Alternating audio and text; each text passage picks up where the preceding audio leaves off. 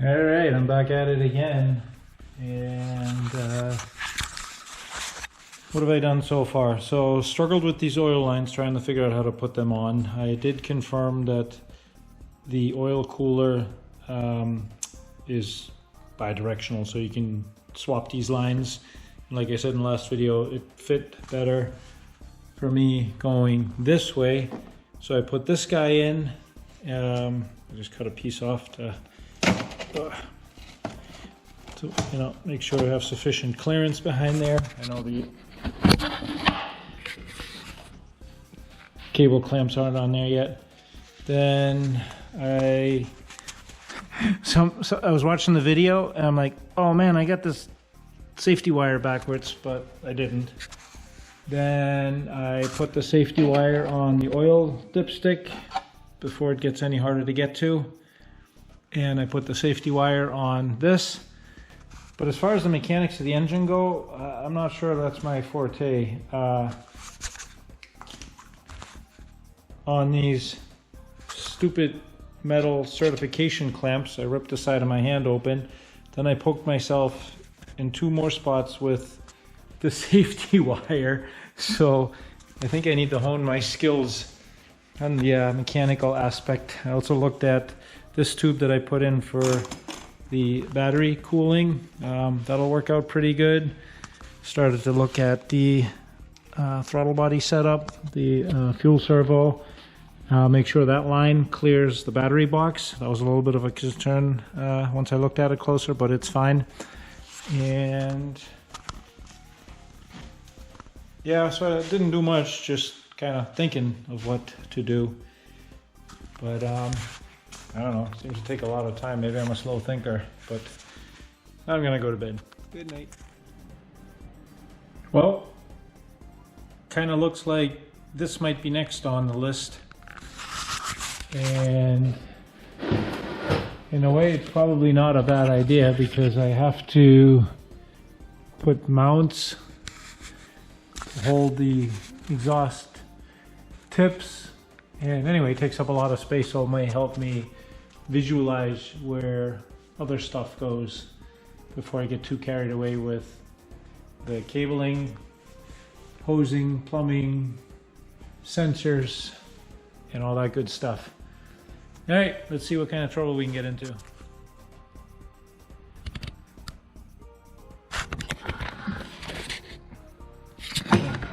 Sorry, camera's acting up. I want to make sure I was recording. All right, so this is a good one. Crossover exhaust assembly. Get the parts, catalog and select the required components for assembly. Step 1. Got that. Except it's upside down, no big one. Refer to the manual supplied with the exhaust system for installation. Okay, they went all out on that. So this is, I guess, what they call the manual. It just says tips for installation, exhaust system tips, and what looks to be a handwritten diagram. All right, I haven't read it yet, but I started to sort whatever came in there. Got a bunch of hangers, gaskets, nuts, bolts, hoses, and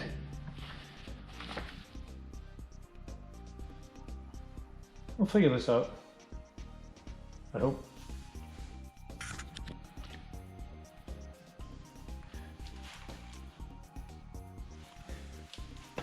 So it's actually Halloween tonight, and my wife went to go pick up one of our daughters at college, and my other daughter is out with her friend in her town, and Sasha, my dog, sleeping over there, and I were in charge of handing out the Halloween candy. So we spent the last 2 hours handing out Halloween candy, but it's slowed down a little bit. So that's why the lights are off in the garage, and I just put the candy bowl outside, and I'm gonna work on the plane. Don't tell her.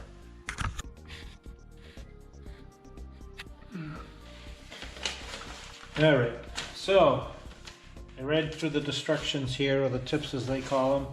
First thing I realized is that the exhaust in my printed manual doesn't really look like the exhaust that we have.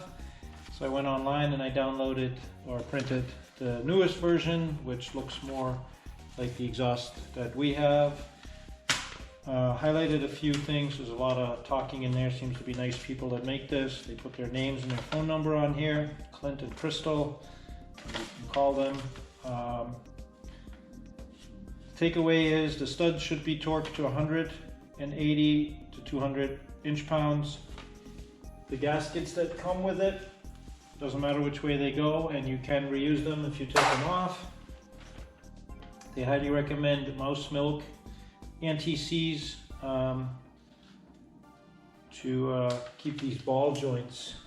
I guess these are the ball joints here that allows you to kind of customize where your exhaust tips go. And then they also want you to use anti-seize compound on the actual studs. I don't have any of that here, so I'm just gonna do a preliminary bolt on and order that stuff.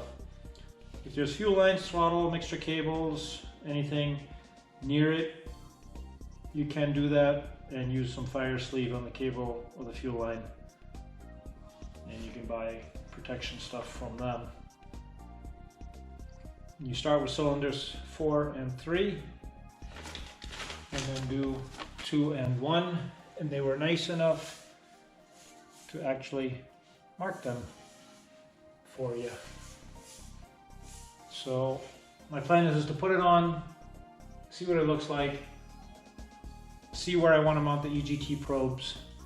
Some people, it seems to me that the majority of the people mount them facing, away from the spark plug, and I guess that makes sense so you don't interfere when you're trying to change your spark plugs. So we'll see if we can get that sorted.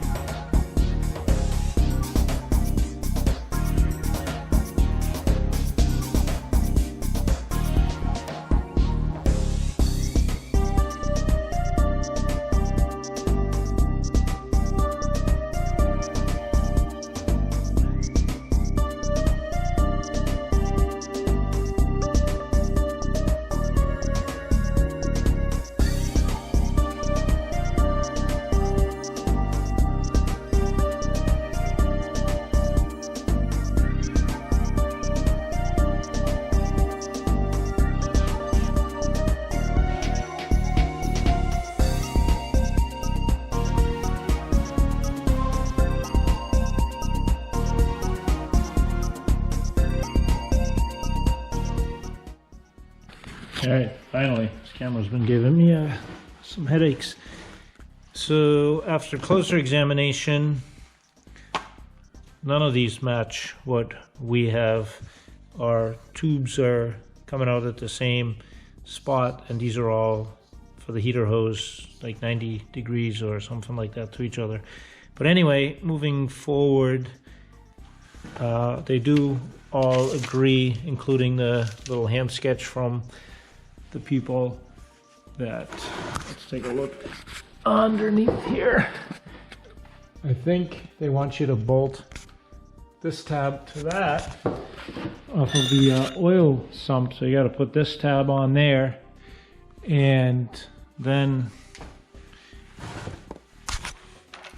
this doohickey with the tubes and the hose clamps onto that as well. Now, it appears that I'm missing the bolts that hold this together.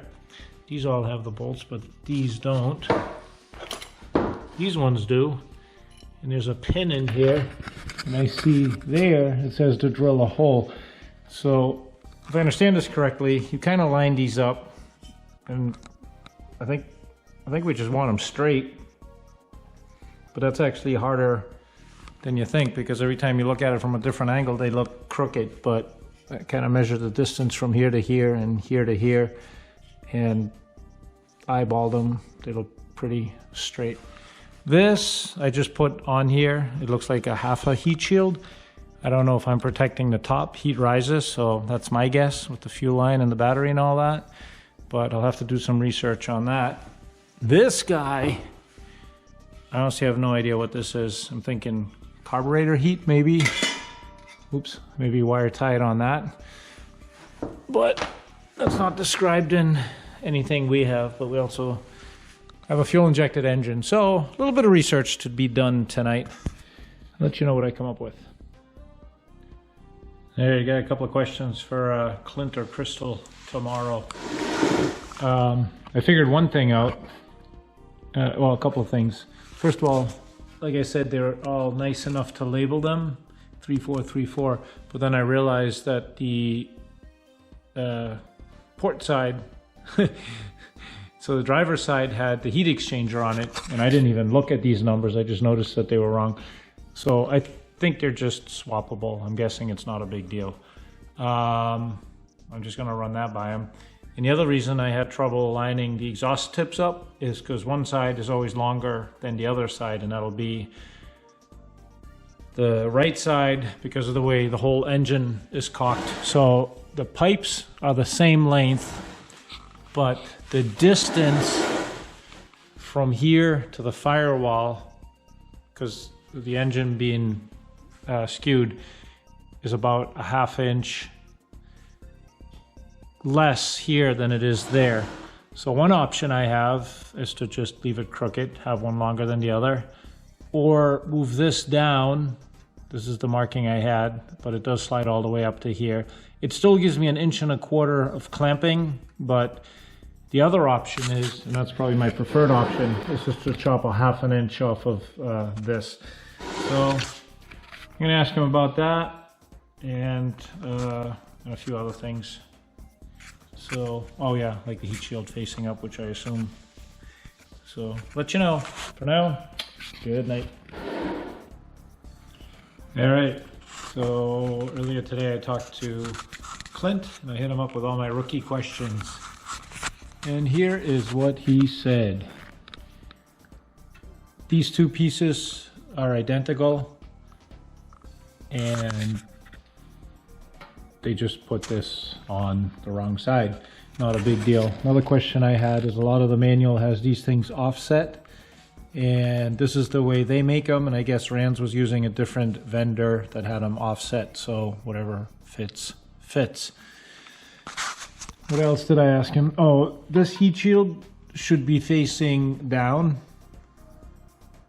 to protect the cowl. So move it over here and put it on the bottom, move this over there, whatever. The only difference between these is where that slot is, which would indicate where that dot is that you're supposed to drill.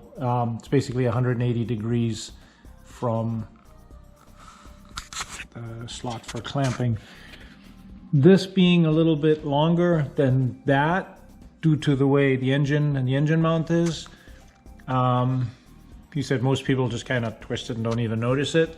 If it bothers you, you can just cut a ½ inch off, not a problem. So then I was like, well, for aesthetics, can we actually cut this at a little bit of an angle too?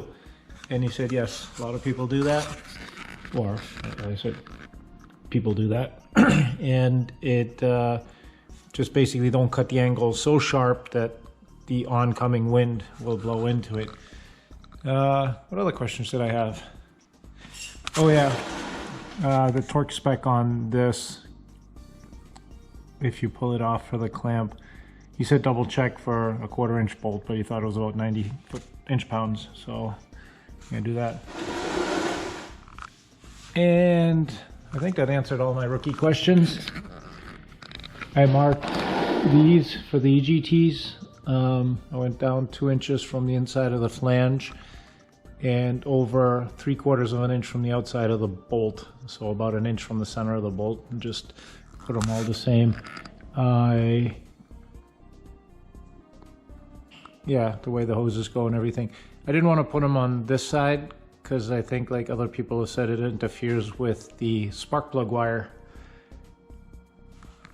All right, back to work. Oh yeah, one more question that I had was, I was missing the bolt here, and can I just use a regular AN3?